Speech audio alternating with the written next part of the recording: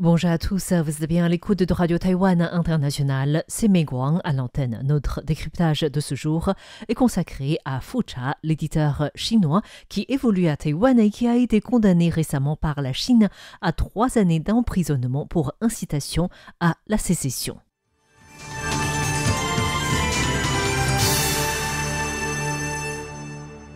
Le rédacteur en chef de Gusa Press, Li Yanhe, connu sous le nom de plume de Fucha, arrêté en Chine en mars 2023, a été condamné à 3 années de prison en Chine, 1 an de privation des droits politiques et à la confiscation de 50 000 renminbi, soit 6 400 € de biens personnels pour incitation à la sécession.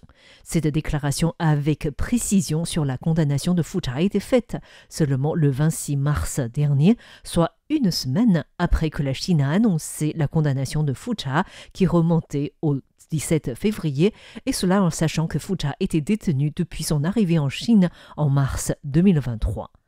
Pour les Taïwanais, ce qui est scandaleux dans ce dossier, c'est non seulement la condamnation pour incitation à la sécession pour un éditeur, le fait qu'il a été détenu pendant 2 ans avant d'être jugé, mais aussi le fait que le procès s'était déroulé de manière totalement opaque, sans aucune garantie du respect des droits de la défense, et que la Chine a d'abord annoncé sa condamnation avant de détailler sa peine. Avant de vous présenter les différents points de vue sur ce dossier, d'abord un petit rappel sur qui est Fucha. Fucha est un ressortissant chinois d'origine mandchoue, né en 1971. Il s'est installé à Taïwan en 2009 à la suite de son mariage avec une Taïwanaise. Il a établi en cette même année-là sa maison d'édition Gusa Press et il a obtenu la carte de séjour de Taïwan en 2013.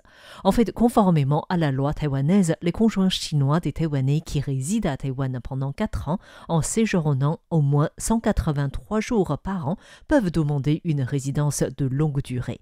S'ils résident par la suite légalement à Taïwan durant 2 années consécutives en restant plus de 183 jours par an toujours, ils peuvent demander un certificat de résident permanent. Avec ce certificat de résident permanent, ces conjoints chinois peuvent s'enregistrer pour avoir le registre de famille au bureau d'état civil et obtenir la carte d'identité taïwanaise. Mais avant de pouvoir obtenir ce registre de famille, les Chinois doivent fournir en moins de 3 mois un certificat notarié de perte de leur ancien registre de famille, c'est-à-dire en Chine.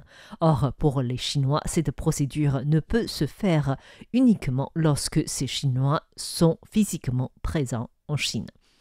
C'est dans l'objectif d'obtenir ce certificat de perte de son ancien registre de famille que Fucha s'est rendu en Chine en mars 2023.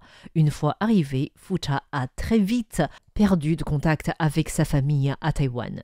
Il a fallu attendre le 26 avril pour que le Bureau de la sécurité nationale de la ville de Shanghai annonce que des mesures pénales obligatoires ont été prises à l'encontre de Fucha, soupçonné d'avoir participé à des activités d'incitation à la sécession du pays. Et les autorités chinoises ont annoncé la condamnation de Fucha seulement 2 années plus tard, en mars de cette année.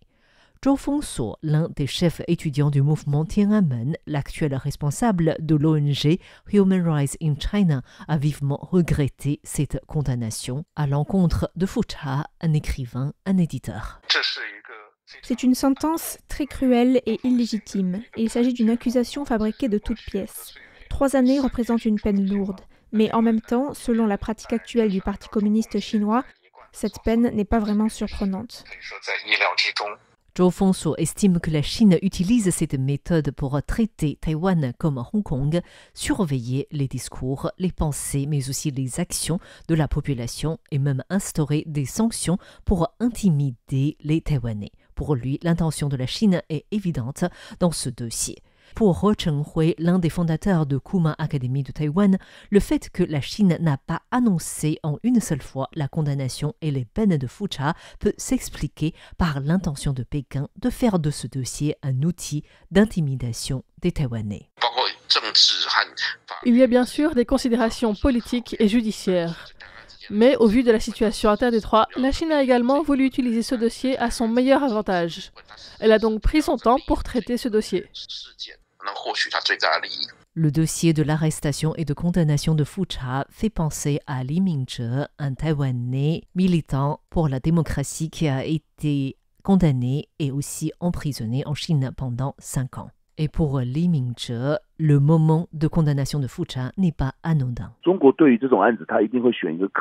La Chine choisit forcément un moment opportun pour intimider Taïwan en profitant de ce type de dossier.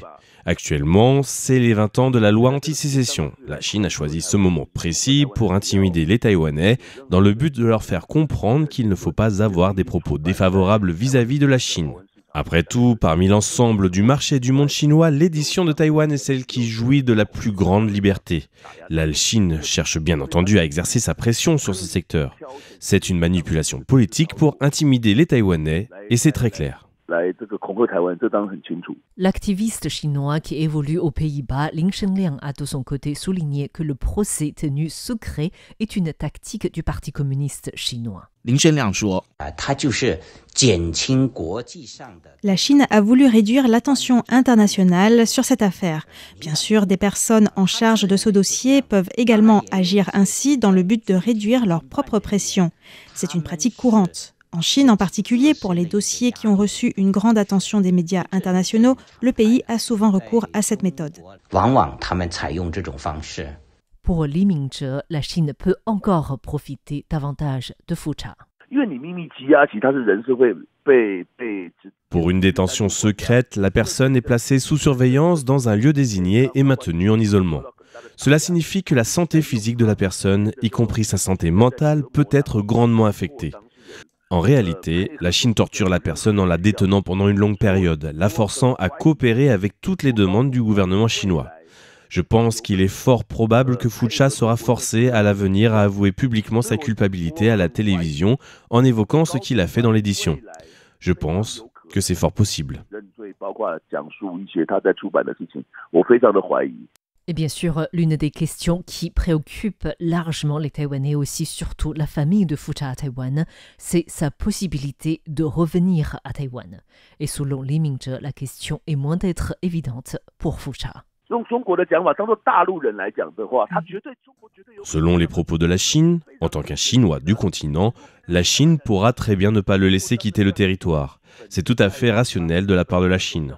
Mais pour un Taïwanais comme Li Mingzhe et moi, nous avons purgé notre peine et nous sommes revenus à Taïwan. J'ai pu revenir à Taïwan après avoir purgé ma peine et Li Mingzhe, il est revenu à Taïwan à la fin de sa période de privation des droits politiques. Ainsi, le fait qu'une personne est considérée comme chinois ou taïwanais peut jouer. Un éventuel retour de Fu Cha à Taïwan est également lié à ceci. Détenu depuis mars 2023, il est impossible pour l'instant de savoir quand Fu Cha termine sa peine et est-ce qu'il lui est possible de revenir à Taïwan. Mais en attendant, le monde de l'édition de Taïwan et aussi les Taïwanais continuent à le soutenir. Merci de votre écoute, c'était Meg Wang pour RTI.